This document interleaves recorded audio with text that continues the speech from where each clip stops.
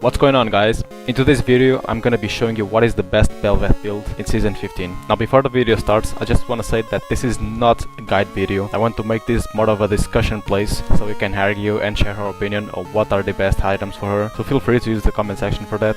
Now you might be thinking, dude, you are silver, why should we even listen to you? And the answer is, you shouldn't. But I think I have played the champ enough to have the smallest opinion, so listen if you want, close the video if you don't.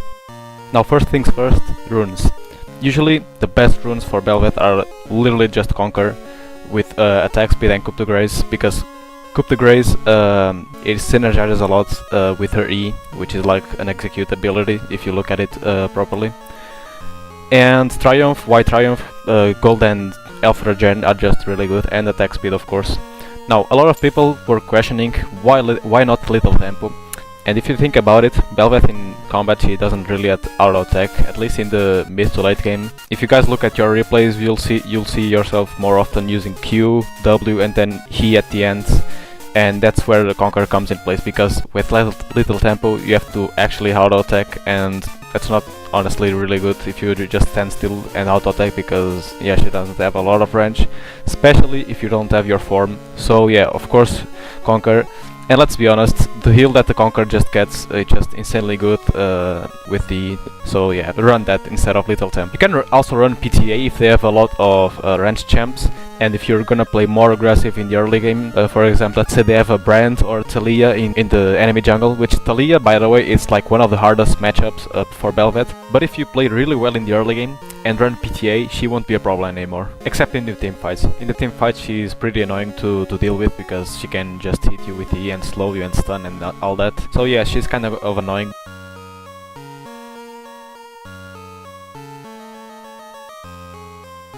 Now, for the secondary runes, a lot of people like to run Domination with Sudden Impact and Relentless Hunter, but in my opinion that's good, but only if you are confident on your skills and you can 1v9 the game easily.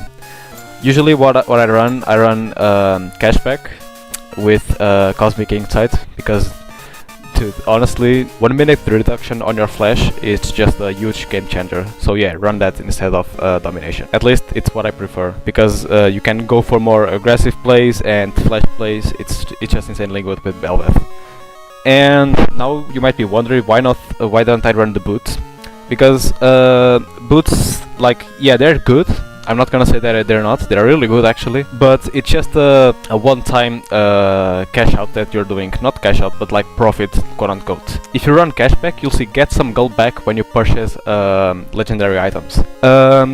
And I think they say it in game while the game is running, but I think it's 6% gold back that you get of the item price. And once I show you the items, you'll see that Bel'Veth only buys super duper expensive items. Like every item that she buys, it's over 3.1k gold. So yeah, this is actually really good, because it's more of a long-term investment that you're doing instead of just at the 12-minute start of the game or less. But yeah, usually I like to run this because it's, in the long term, this is just better overall. In short, use boots for games that you feel like they won't last very long, such as games where there are a lot of early game champs, and use cashback in games that you feel like they will last a long time, such as games where there are a lot of scaling champs like Kale, Syndra, champs like that, you know. Now for the main part of the video. I already have like a good set of items that I like and I feel comfortable using. For the Smite, a lot of people wonder if Bel'Veth goes Red Smite. No, she never goes Red Smite. The only champs who build Red Smite are range champs such as Kindred, AP mages, etc. Bel'Veth either goes the green one or the blue one. I personally prefer the green one because it makes you more tanky and gives you the shield. The blue one is better for games where you think you can 1v9 it because of the movement speed. But even then, in general, the green smite is the better one. Now the other question. A lot of people wonder if Bork is still like a viable item even after the nerfs, and in my opinion, yes it is. I think it's even better than the Kraken Slayer, because if you think about it, it's only 100 gold difference, and both items kinda do the same thing, but not really. And let me explain why. Bork, in the first pack, after you full clear, just by full clearing, you get enough gold to get a Vampiric Scepter, which is really good because of the E. Gives you 7% lifesteal, that's a lot, on a champ like Bel'Veth. And with the Vampire Acceptor, not only gives you the sustain you're gonna need in fights with other champs, but as well soloing objectives. Let's say there's a really good window to do the first dragon at like 7 minutes or something, and you're not level 6 just yet. It's gonna make it so you don't risk as much of your HP doing the dragon as if you were gonna to buy some of the other core items from Kraken Slayer, since they don't give you the sustain you need. With the Vampire Acceptor, you do get that sustain, and if by any case you get collapsed by the enemy jungler, you're gonna be able to turn around and fight back because of the Vampire Acceptor and the E proc that you get with the lifesteal. So just for that fact, it's already a huge thing. A lot of people who go Kraken, they build the drag trick. But in my opinion, yeah, the movement speed is good, but in the fight, which is the more crucial part, you don't really take advantage of it, so that's why I prefer the Vampire Acceptor. The Bork, not only it deals 8% of the enemy current health, but it also slows them. And why is the slow good? Because imagine you and your team are chasing a champ. If you had Kraken Slayer, only you were gonna catch that guy and none of your teammates. If you only auto attack him 3 times, you're gonna slow him down and everyone is gonna be able to catch him, and you can combine your CC all together. Not only that, but Kraken Slayer is not really good against tanks, and in the current meta, like, tanks are still giga broken, so yeah, of course, Bork it's gonna be better overall, despite the Kraken giving the movement speed, and there are a lot of people building it, but trust me, sustaining in long fights not only is better, but it's gonna stall a lot for your teammates if you don't have another tank. Now, the next item, it's gonna be the boots, of course. You wanna rush Bork as soon as possible and then just get boots. Of course, the boots are situational, let's keep that in mind. If they have a lot of CC, you get mercs. If they have a lot of AD, you get the steel caps. Don't go any of the other ones. Berserker just feel really bad, despite of the attack speed. Now, Stridebreaker, despite getting nerfed to the ground, it's still a really good item because the Tiamat activation that it has and the AoE damage that it deals, right? After the Stridebreaker, Wit's End, why? The 50% attack speed is just so worth getting it. And let's keep in mind, if you get Bork, Stridebreaker and Wit's End and you are above level 13, and you have your form, you can solo Baron, and the attack speed is just a lot. Like, it's a good item in general for Bel'Veth. So Terminus, why Terminus? Because Black Cleaver just got run down and now you gotta stack it up.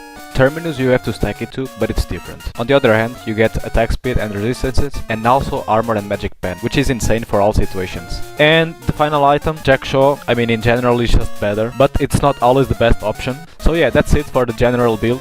Bork, Boots, Stridebreaker, Wit's End, Terminus and Jackshaw, or any other situational tank item. Now for the build against only champs with AP damage, I always go Bork, but then I go Mercs, Rush, Wit's End, even if it's a bad item to rush. With this build you just wanna become very resistant to AP damage. And now here you go Spirit Visage. Why? Ability Ace is really good on your Qs and E, and the E takes advantage of the Spirit Visage passive, so even more sustain for us. Then you get Mothball Mortius, because why not? Omnivamp, even more sustain, and magic resist and ability haste. And here I have Mercurial Scimitar, but this is actually a very situational item. If they have a lot of champs who can lock you down, it's very good, such as Malzahar. The lifesteal is really good, and the magic resist too. If they don't have any champ like Malzahar, I will still buy this because of the lifesteal. It's just another item that's gonna add lifesteal to her E, so it's really good. Now for the AD items. Of course you get Plated Steel Cap, and then you get Death Sense because of the armor and ability haste. Even though this doesn't have attack speed, with this build we are actually just giving up on attack speed to get more resistant. That's the whole point of getting these two builds. It's just to get resistant, and surprisingly it works really well, so try it out. Here the only item that I could think of was the Deathsman because of the movement speed, and also reduces the slow if they even have slow. But in general it's just a good item, everybody knows how it works. Now here, Randuin, of course, that's just 75 armor, and then you finish with Guardian Angel. Now for the anti-tank build. Here, honestly this build it's pretty similar to the general build. The only difference is that you're gonna switch up the order. You get Bork, but then you get Boots. Here I have Plated Steel Caps, but it's actually situational.